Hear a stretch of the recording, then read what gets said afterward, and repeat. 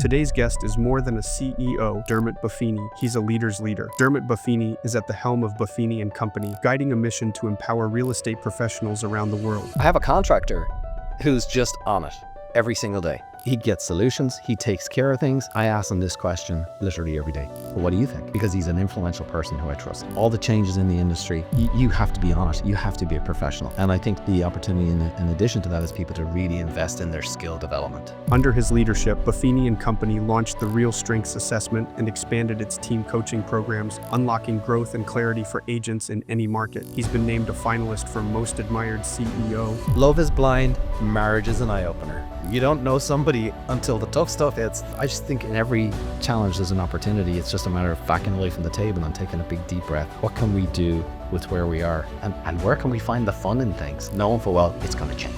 Dermot doesn't just teach success, he lives it, evolving systems, strengthening leaders, and rewriting what it means to lead in real estate. Good times are great, but they don't last. Conversely, bad times are not great, but the good news is they don't last. But are you prepared either way?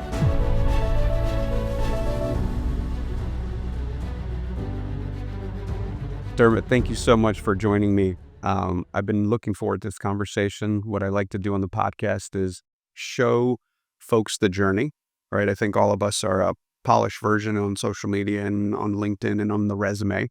But before I ask you specific questions, take us a little bit through the background of Buffini Company. You're the CEO of one of the largest coaching companies in the United States and the world. And you guys have been in that position for quite a while. And I think it is a fun fact that you guys coached me when I first got licensed. Yeah. So you guys were an instrumental part of my journey. I think I was coached by you guys for like my first 4 or 5 years. You probably know the link though. I have your credit card on. I know exactly where you're getting, but it went through every month, so I really appreciate that. Yeah, no. Whether it was software or coaching, I used to tell people I was a high LTV. I rarely churned with products once I liked them. Which is hard in our industry, but you just want to take me to the beginning of where Buffini Company started, how you all got started. Well, my brother started without me. He came to the States as a 19-year-old. He said he came to me to, get a suntan and meet suntan girls. That was his business plan. And got into a motorcycle accident, compound fractured his leg. He started his career here and his life here, in huge medical debt. And just was entrepreneurial, tried to sell T-shirts on the beach. He was working in a photo mat at one point when they used to develop photographs. And then eventually he started painting houses because that was our family business. We grew up as painters and decorators. That's what our family did for 100 years. And so he started painting houses. And he's painting houses for a lady who was a real estate broker. And she had a house down San Diego, and then she said, hey, I got another little place up in La Jolla, and he went up there and he painted that. And she goes, I have another little place in La Costa, and he went up there and I have another little place in Rancho Santa Fe. And Brian caught on to this. He's like, hey, you seem like you have a lot of nice little places around the place. What do you do? She goes, well, I was a real estate agent, then became a real estate broker, and I've invested in what I know best. She goes, I think you'd be pretty good in real estate. And he went, really? She said, yeah. So he goes, okay, I'm going to do that. So when he got his license, and then he did what everybody else, what he was trained to do. He did cold calling, door knocking for sale. He didn't go work for her? He didn't go work for her. I said, what is this? Very first call. She was a selective recruiter, I bet. So maybe she wanted to wait until he had a few deals under his time. But anyway, he got into the business and he did the traditional methodology of whatever they taught him to do, cold calling, door knocking for sale owners, and then realized that's not for me. It wasn't his cup of tea. Call him 8 hours a day. And he just wanted to do business the way our family did business, which is by referral. Which was simple philosophy is like, I have one customer. I'm going to treat them like my life depends on it. I'm going to treat them like their family member, my friend. I'm going to serve the socks off them so that if I do a great job for them, they're going to tell the world. So we started doing that. Then he started growing personally. He started going to Jim Rohn events and Zig Ziglar events and started writing goals, which for an Irishman, that's a new thing, right? It's not like I drank 8 pints of Guinness last night and now I want to drink 10 tonight. Like that's personal growth and development in Ireland. This was, I want to write down the desires of my heart. Here's what I want to have. Here's where I want to live. Here's what I want to earn. Here's what I want to do for my family. So he started systematizing what he did in order to generate referrals and then personal growth. And then he just got on an absolute tear. And then eventually, of course, as you know, if you do well in real estate, they're going to ask you to go and tell the other realtors, get on panels, get on a panel, get on stage. And he had a gift to tell stories and they were real and people laughed because they were like, oh, that's happened to me. And from there, he realized that people really connected with his philosophy and his story and his system. And most people were like, I don't want to cold call either. That's not who I'm willing to do it, because I want to do something to generate lead. But at the heart of it, many people want to be the guy or the gal, the trusted advisor in their marketplace. But he really systematized in such a way that people go, I can do that.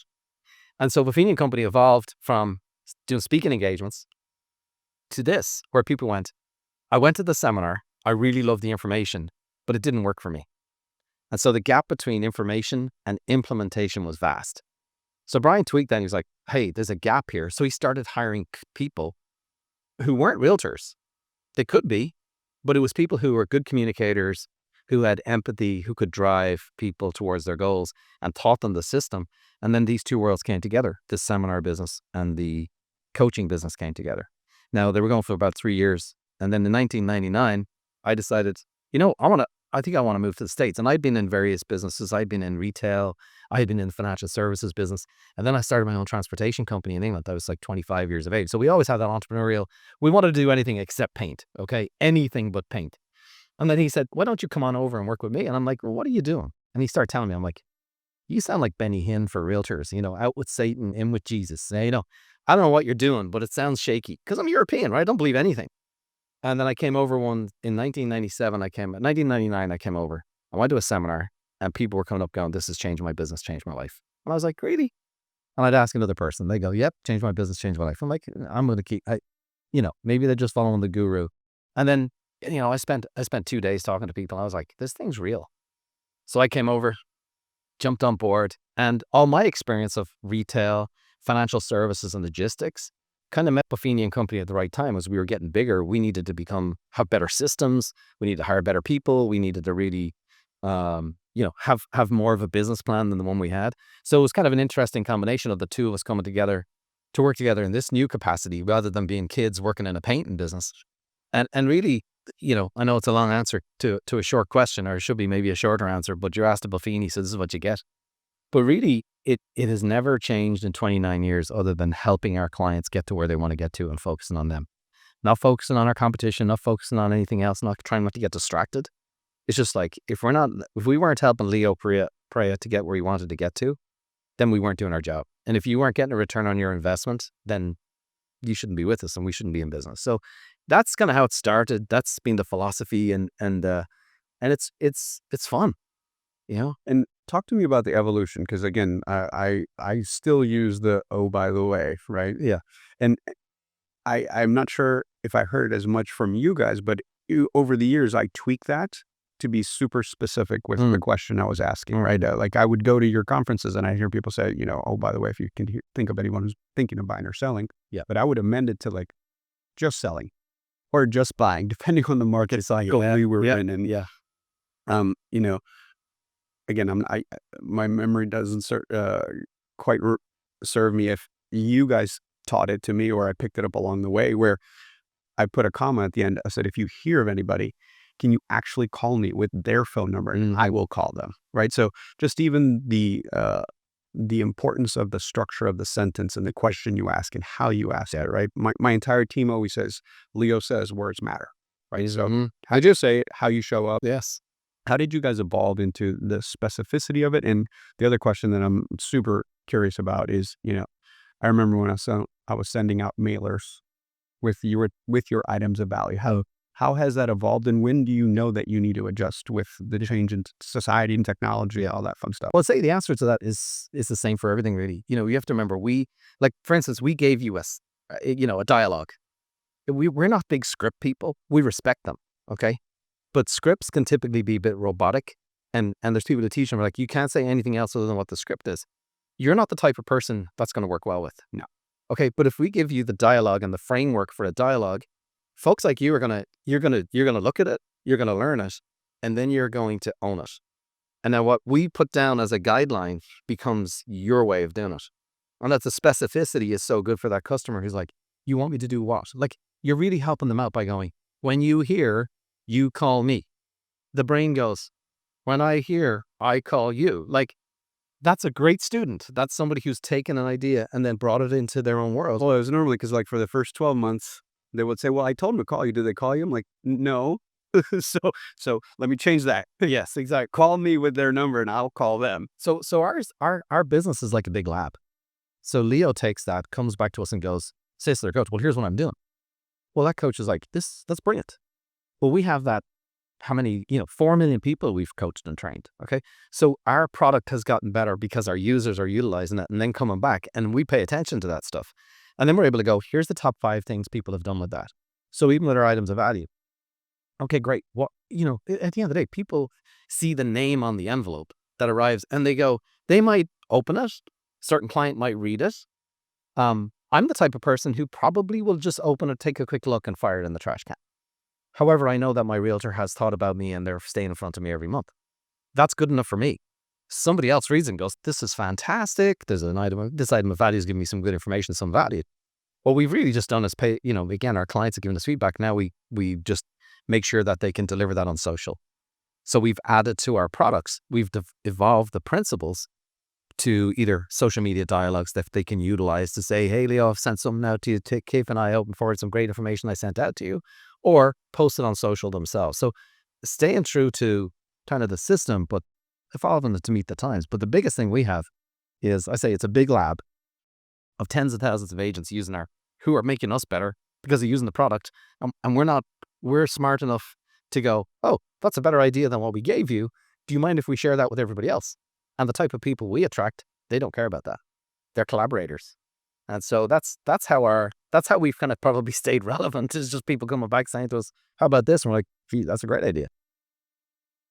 As a leader in the journey you had in this industry, how do you balance both being strategic and present? Because we're in such high demand, right? Like we are meeting at a hotel at an event I'm speaking at, and then I'm going to join you in the afternoon at one of your events where you guys are speaking at. So if we said yes to everything, we'd never actually get to be doing the work. Yeah. Oh, I mean, it comes back to you're like, you got to know, as the leader, if you don't know what the goals are of the organization and the culture you want to, you got to decide as a leader, though, am I going to operate from the operations side of things? Am I going to be in the sales side of things? Am I in the culture side of things, or am I going to be in the financial side of things? You got to pick your realm. And for me, I'm a sales and marketing guy, and I let other people handle the finances. I know what I know, and I know what I need to know, and I can read it quickly and know that I have somebody competent. But I think at the end of the day, it's like coming back to when we coach somebody, I just have to lead with my strengths. This is what I'm really good at. And for me, working ahead of the business is really, really important. The hard part about working ahead of the business is, as 40% that comes your way, you never knew was coming your way. And it has to be dealt with quickly. So for me, one of my mentors said to me years ago, is you don't have control of your calendar. You don't have control. So every week I try and meet with my assistant. We review what's on the calendar. And then sometimes, as it's just a prioritization of like, I can't do that now. Or yes, don't let anything get in the way of that. But if, when I share with audiences, I show them my calendar. And when they see on my calendar is big gaps, they'll see in the morning, I like to get stuff done between 9 and 12 because I'm at my freshest, but I'm up at 6. And I'm up at 6 taking care of myself as best I can. When I'm on a good routine, I'm like, I get my workout in, I get my prayer time in, I get a little journaling. Sometimes I just have coffee and just sit out in my backyard and breathe and start thinking about, okay, getting myself in a good spot before I go to lead. So, and I think, so the gaps on my calendar allow for the fires. And then, as allowing my team to lead me, like allowing my team to have this balance of like not protecting the emperor to the extent that the emperor has no clothes and you got yes men around you, but have people around you going, look, they know what your priorities are. I've communicated to them, and they go, if you're serious about that, I'm going to protect you from yourself. I'm like, please do. So I think when I lay it out, I've got a fantastic team that really go, they won't even bring it to me, but they also know each other. We also know each other well enough to like, well, I'd really want to know about that, especially if it comes to the customer. If it impacts the customer in a negative or a positive way, I really want to know those things. And so even with our agents, I send out my email. I'm like, just email me, CEO@BuffiniCompany.com. And I'm able to acknowledge if they're having a problem, if they're running into a problem. I'm going to say, hey, I'm sorry, that's not a great experience for you. Let me get on it right away. And so, I think it's just, again, the prioritization. Where do you want to lead from? Also, what part of the business do I know I can impact the most? And then I really try and stay out of, there's meetings I don't get invited to. Like sometimes I'm like, oh, you guys are meeting. Can I ghost that? And they're like, no, you'd be terrible at it. I'm like, okay, you're a little too comfortable now, but I get it. So I think that's, as you say, if you're saying yes to everything, you're going to be run out, burnt out, and not effective. And I think, as you said, like when you have to know what to say no to, because the strong yeses. And so that's what I try and do. You've led your family company through some pretty interesting times in real estate. How was it leading agents through? So you guys coached me through the financial run up. Yeah. I don't think I was coached by you guys through the financial crisis. Mostly because I like, it was no longer by referral, right? I was actually, it kind of was. I flew to Dallas and I flew to where they kept the banks. And it's interesting right now when I speak to folks and I tell them to raise their hand, like, who got their license after 2015, right? Like most folks have not experienced a softer market. And again, you had to lead folks through the NAR settlement. Talk to me about those kind of pivotal moments where we weren't sure exactly what to do as leaders. I think and I think Brian has done a fantastic job of this as well, is really looking at all the information and then distilling it down to, what do I really need to know? And I think what we try and do a good job with our clients is of going, what do they need to know? Why do they need to know it? What do they need to do? And why do they need to do it? And breaking information down into those 4 areas. During COVID, I was calling clients and conversations like this, Elio, it's Dermot here. I love you. You're a fantastic agent. But can I just suggest something to you? I had one of our community was kind of like saying, he's posted on Facebook about COVID and it was a political rant. Can I just make a recommendation to you? Can you just stay out of that lane? Unless somebody's asking you on television to communicate about healthcare and COVID and you get paid for that, do it. But if you don't, and if it's something to do with selling real estate, stay out of that lane. By the way, don't get into economic discussions. Don't get caught up below the line, is what I call it. Below the line, where all the nonsense is, all the gossip is, all the drama is, all the distractions are. And really, you can do nothing about those things. So getting people focused on, hey, what do you need to do right now that's going to help you find a customer, serve a customer, close a transaction, generate a referral. And so I think as our research department has grown and grown and grown, because the information is more and more and more. And as you know, a lot of that information is complete, nonsense. To distill it down to people, just go, don't worry about this, but do worry about that. You don't need to know that, but you do need to know this. And then what we try and do is bring that inside of the company on one-pagers so that our coaches are prepared, our staff are prepared. But also, I think what Brian does a great job is of spearheading and being out front, where he's a trusted source to agents. Not that he gets it 100% right all the time, but even with his bold predictions, like, look, here's what I'm seeing, here's what's coming, and here's what it really means to you. But by the way, you've got to show up as a professional in front of your clients to be able to distill this information down to say, that doesn't apply to my market. That's national news. And so I think that's what we've tried to do, is just constantly boil it down distill it down into just communicate this, because it helps you, show your value and show your competence and character as a real estate professional. So that's what we try and do, just as simply as we can. But then also, I think, we have clients who are prepared for down cycles. We were saying when, even a turkey can fly in a hurricane, right? And you've seen this. You get the agent, the market's flying and they're going around, they're spending money and they're buying the gear and the whole lot, but they don't know they're a turkey. Okay. They don't know a turkey until the hurricane goes down. I'd like to think we're preparing people to be eagles. They go into a downturn. Guess what? They didn't spend all the money. We have reserves. I get to speak at elite events and I define elite. Elite to me is not about gross commission income. It's not about the number of transactions. It's about, is your business prepared for the high and for the low? It's the Warren Buffett thing. When people are greedy, be fearful. And when people are fearful, be greedy. Our clients go into downturns with reserves, sometimes 1 to 2 years in reserves. They, more importantly, go in with a database who know them. And as as agents disappear during a downturn, they pick up market share.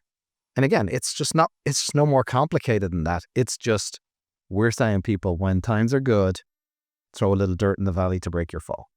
And now they're prepared for it. And that's, so whether it's information, whether it's the activities, but the mindset, and that's what the coaches are going, hey, this is great. Good times are great, but they don't last.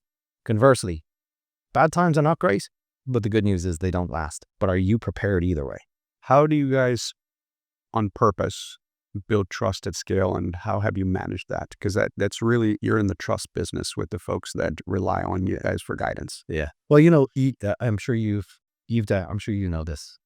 It's like, relationships are good when, you know, it's not when things are good do you build a relationship. I've always found I've built the best relationships when things are bad, or things are tough. You know, when I meet with our staff and our clients that come into Buffini Company, our new staff members come to Buffini Company, and I meet with them, I tell them, listen, when somebody calls into Buffini Company and they are pissed off and they can't find the website and the buttons aren't there, and you're looking at it going, the button's there, they missed it, the whole lot. Don't tell them they're wrong. They're 100% right about how they feel. Now, they might be completely wrong, but we don't want to take that posture. You know, tell somebody that they're wrong when they're pissed off. It's not going to go so well. But if we take the posture of like, hey, you know, Leo, I'm sorry, I'm not going to get off the phone with you today until this gets sorted. I'm going to stay with you until we get this figured out. I'm going to go on the website with you and I'm going to show you exactly where this is. And by the way, if you have any more problems, you come back to me. Same way as I'm sure you've gotten this, where you get an email from somebody. And what I try and do is to lead the way for our staff by putting my email out there. Because I'm not going to do something that I'm not going to ask them to do something I'm not going to do myself. But a lot of times I'll get an email and it's War and Peace. It's like somebody has just blown up the page, right? Whatever's happened to them this week, I am the son of Satan and they're going to blame me for it. I will literally print that email out.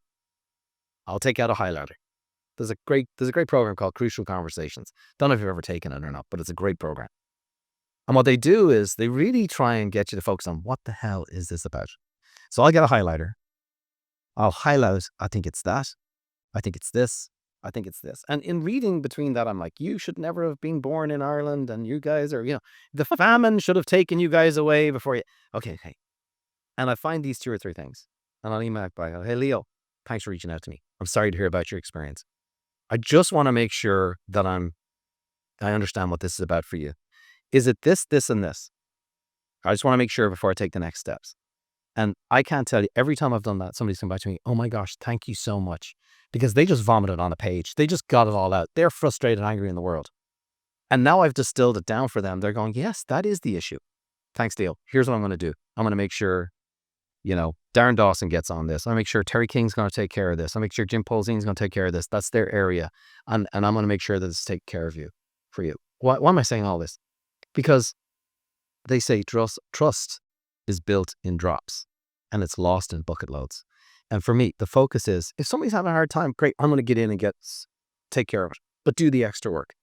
If I do that, I have a chance of our coaches do that, our sales team does that, our client care team does that. If you go to our warehouse, and when you come to San Diego, I'm going to take you over to our warehouse, and our team, I didn't ask them to do it, but they have a sign on the warehouse door that says excellence departing. That team takes ownership that goes, anything that goes out that door, we want it to be excellent. And if it's not excellent, we haven't done our job. I think that's how we build trust. And when our customers see us operating this way, it encourages them to go, do the same thing with your customer. Go in where the bullets are flying. Have the skill to be able to handle it. Have the will to be able to grind through it, knowing full well that this is going to pay off in the long run. So that's how we do it. I mean, that's not rocket science. But, you know, as you know, sometimes you can get too busy for that stuff. Or sometimes if you're here right now, you're like, you don't need one more. And that's why for me, I have to come into work every day, starting about here. Because somebody's going to come in and tell me something, and somebody's going to come and tell me something. And all I need to do is stay here, like just above the water. But if I start here, I'm doomed. And as you said, we were talking about earlier, let's not talk about this today. I'll talk to you on Monday, because something bad's going to come out of my mouth. That's honoring my humanity. It's honoring the team's humanity. But again, that is, I think at the end of the day, trust is, are you really going to be there for me when, not in the good times, but in the tough times? And I'm like, yeah, that's when we really earn our stripes. I have a mindset question. I think, what has changed dramatically or a lot for agents in the last 5 years and what has also stayed the same as you coach thousands of professionals all over the country? Well, I think the biggest commodity, the most precious commodity right now is somebody you can trust. I think there's less, people don't know what to trust. Brian has a saying from Stage Host. Brian goes, they're drowning in information and starving for truth. If you're a person who's trustworthy, an influential person, if you tell me something, Leo, I know you enough to go, I trust you because I know you've read it. I know you've looked at it. I know you have a discerning mind. And what you're telling me, it starts there with me rather than something that starts here on an Instagram post. Why? Because you've got credibility for me. I think that right now is massive opportunity for everybody to step in. I'm working on, in my mind, and I'm processing this right now. What I see right now with agents, everybody's trying to be an influencer. Okay. And I've started keeping, and I get it, right? Some of it's funny as heck. Like I've seen some agents do some stuff and it's hilarious. Okay. And then I go, hope your customers don't see that. Because I'm not buying a house from you. I'm not buying a house from a clown. And now that might sound harsh, but I'm like, how we're putting ourselves over there. Character and competence is still, to me, just vital. Who are you as a person? What do you value? Can I trust you? Competence. How do you represent yourself? How do you show up? Do you show up?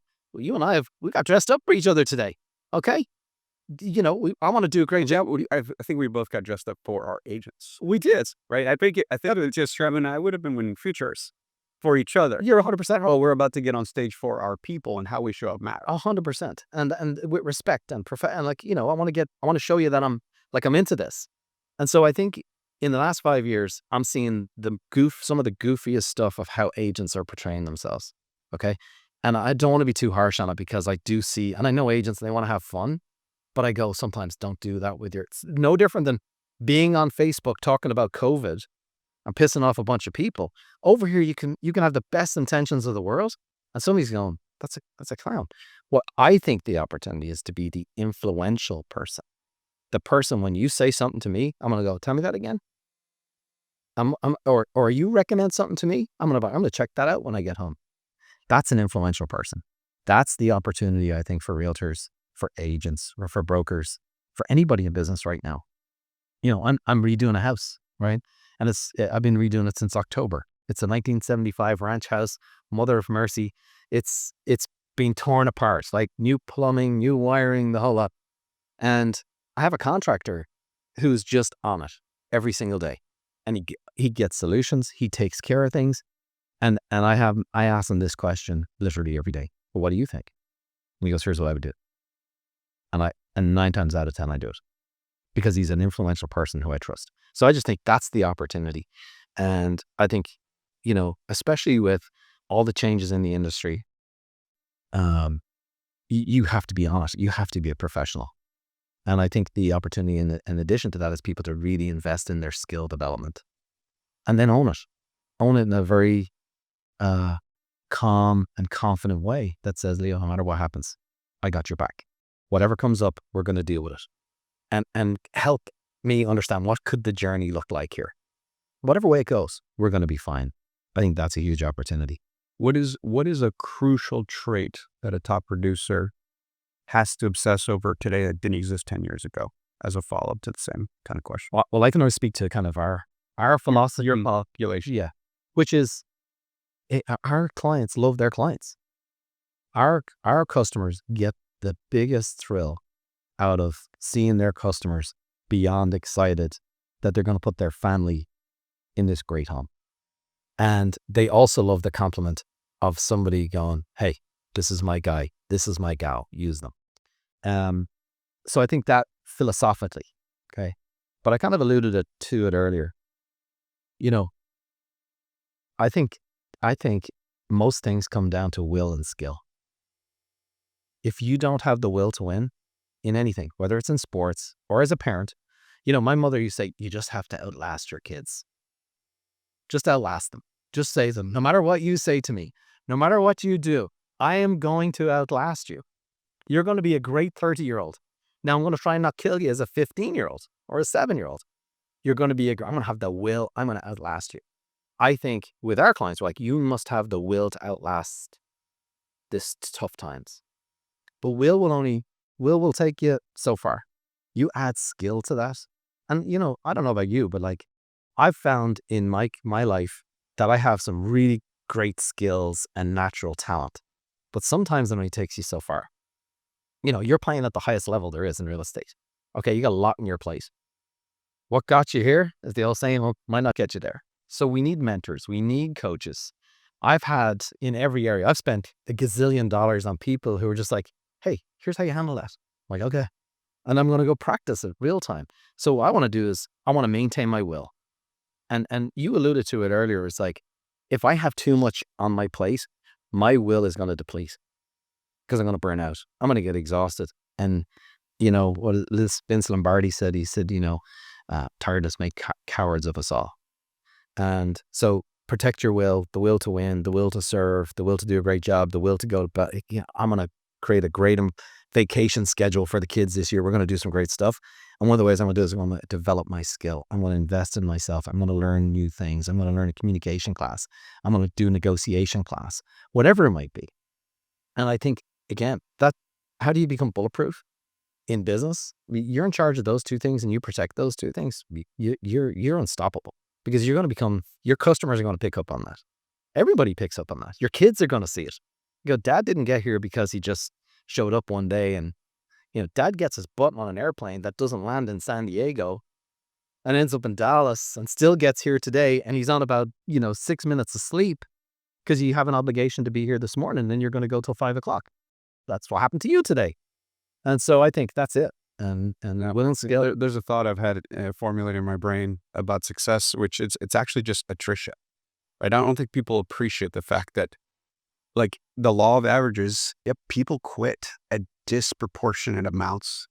And success is normally just not quitting. Yeah. Right? Which feels oversimplified. Yeah. But if you think about it, if you do enough reps, it becomes second nature and you're the only one standing. Exactly. And you hear that. Every single person who's been successful at some point going, I was this close to quitting, but I just didn't. I was listening to the CEO of Kevin Plank, is it, from Under Armour? Mm-hmm. He was down to $1,500 in the bank. He went to a friend of his and said, hey, do you want to buy into my business? And I was like, well, not sure. He's a friend of his. He goes, it's 10 grand and I'll give you a point in the business. That's one hell of an investment in Under Armour. Yeah. And the guy goes, okay, let me write you a check. He goes, check's not going to do it. Can we drive to the bank right now? And the guy goes, that's the shape of the business? He goes, yeah, but I promise you it's going to be the best money you've ever spent in your life. And he's right. So this will and this determination and this not giving up, it's hard to do. But let's be honest, how many times have you heard that in somebody's story that they just like, I just didn't give up? One of the things that helped me, it's a little saying I tell our clients all the time, or I've done this with my kids. When somebody's just up to here, they're going, screw it, I've had enough, I'm done. And instead of trying to motivate them out of that spot, I would say to people, okay, cool, I get it. You know what? You want to quit? Quit. And you can see immediately like, however, I'm going to ask you to do one thing. Do it tomorrow, not today. And for the rest of the year, I want you to say, I'm going to quit tomorrow, but I'm not going to quit today. And I promise you by the end of the year, you're going to turn around and go, my God, I'm so glad I didn't quit. So I think somewhere between that, honoring the humanity of the feeling, whatever you got, scream in a pillow, whatever you have to do to get it out, and you take a breath and go, okay, I'm going to march on. You almost answered my next question, but I want to ask it anyway to see if you would frame it differently. We're in the 3.5 year of a very painful economic cycle for our industry. What do you do when talking to team leaders right now who their team is burnt out, but they also are running on fumes and they're not sure where to draw the energy to lead the burnt out people because they're just as burnt out? Yeah. Well, I don't know if you know the story of Ernest Shackleton. Shackleton was this famous British explorer, right? And he wanted to go and explore the Arctic. And he put an ad in the English Times saying, looking for courageous adventurers, safe return not guaranteed. That was the advert. And he got thousands and thousands of people like come in. And they set sail and they, of course, got up towards the Antarcticas and they got frozen in. The ship actually froze. And so and this is pretty dramatic, but at the end of the day, they ended up eating the dogs. They were close to eating each other in the whole lot. But one of the things Jacqueline said, get your clothes and bring a journal and a pen. That's what you're going to bring. And that's how he got people to survive a near-death experience and hopelessness. And I think as leaders, we can tell people when, take a break. Hey, you know what we're going to do today? We're going to have fun. You know what we're going to do? We're going to go down to the beach. I'm going to have a game of volleyball. We're going to do some team building. We're going to take a break. Sometimes, if you're running into the wind, some point you've got to decide, do I want to just keep putting the hammer down or do I need to dial it back? And I think there's an opportunity to make it about other things, to get to know each other. Sometimes it's also an opportunity to look at the team that you have, that, hey, maybe you had 7 people on your team because you had a great business, but 2 or 3 of them are just not cut out for this market and this time. And sometimes it's just time to say, listen, I can't carry that. I can't carry you right now. Because at the end of the day, we talked about it earlier, you find out who people are in the tough times. You don't really find it. Love is blind. Marriage is an eye-opener. Dating is fun. I don't care. Where do you want to get to? You don't know somebody until the tough stuff hits. And you go, I'm so glad I married you. Or, I didn't know about that. We're going to have to work on this. So I think honoring people's humanity, we're not machines. What does it take to catch your breath? What's fun? Do something fun with the team. Have some honest conversations with the team. Sometimes we've done things with blitzes and challenges. All right, here's what we're going to do. We're just going to see how many people we can reach out to this week. We're going to see how many pop-bys we can do this week. Make it a challenge. Try and engage people in a meaningful way so that they feel like they're doing something. And at the end of the day, they say good times don't last and bad times don't last. Sometimes we just don't know when it's going to break. And I think we need stuff to hope for. We need things to dream about, and we need to have fun in today as well. And I see the teams who do the tough stuff and the fun stuff, and they just kind of like, hey, this is the reality of our situation. But maybe it is. Why don't you go and journal on the ice here while we're waiting for the next season of our plan, so you can create some space. Not going harder, not going faster. You and I, we can only do so much. We don't control the economy. We don't control the rates. There's so much we don't control. But there are things that we can control, which is our spirit, our physical health, what we think, what we say, what we do. And look, if there's nothing going on, this is the perfect time to take a class. It's the perfect time to kind of, what am I learning from this season? So, I just think in every challenge there's an opportunity. It's just a matter of backing away from the table and taking a big deep breath and saying, all right, what can we do with where we are? And where can we find the fun in things, knowing full well it's going to change? What is advice you would have given to your 30-year-old self that you would have ignored? Well, I think, I would say it's interesting because I would say I got my stuff together at 31. Okay. I had a kid and that was the greatest thing. I think the biggest thing I would say is that you don't have all the time in the world. At 30, I would have ignored that. Yeah, it's fine. I'm grand. I'm good. Right. Because you do think you're going to get 30, you're going to live forever. What I think the advice, and maybe I got it at 31 or maybe I took heed at 31, but at 30, I felt like my frontal lobe was finally settling down and I could start thinking like a more mature person. Time is precious and what you do with it. And if I knew I could have fun and go for it and be intentional at the same time, I could save money and spend money. It didn't have to be all or nothing. That's way more sustainable. Yeah. But I think at 30, I'd have gone, oh, yeah, whatever. At 31, it changed. This precious little kid came along and you're like, man, this little creature's been going to go to college someday. And it was, it's the thing that kind of got everything to click in. So I think I would have heard that and agreed with it at 30. But I think I would have had and I think that's the time I started really finding mentors in my life. Some of them who are they've done a great job in a specific area and they kind of showed me how to do it. And so I think at 30, I was probably really at the beginning of nodding and yeah. And at 31, I think I was like, I gotta get time is precious.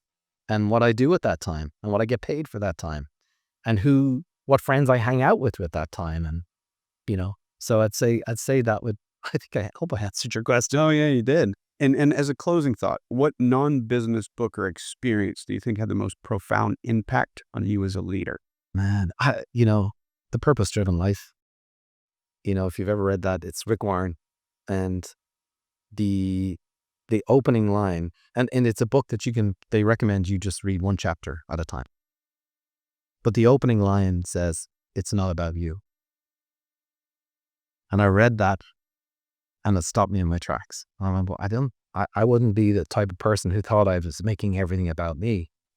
But the point he was talking about, the purpose of our lives is to serve others. The purpose of our lives is to help with our gifts and our strengths to contribute to other people, whether it's our family, our kids, our friends, our communities.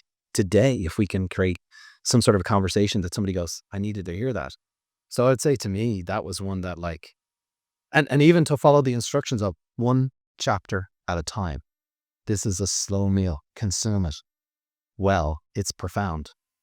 And so The Purpose-Driven Life is, it's a spiritual book, but wherever you are in your belief system, I just think there's some wisdom in there, and it's certainly had a huge impact on me. Thank you so much for all your thoughts. Thank you for what you and your brother do for the industry and the people we care about. Thank you, my friend. God bless you. Get some sleep, will you?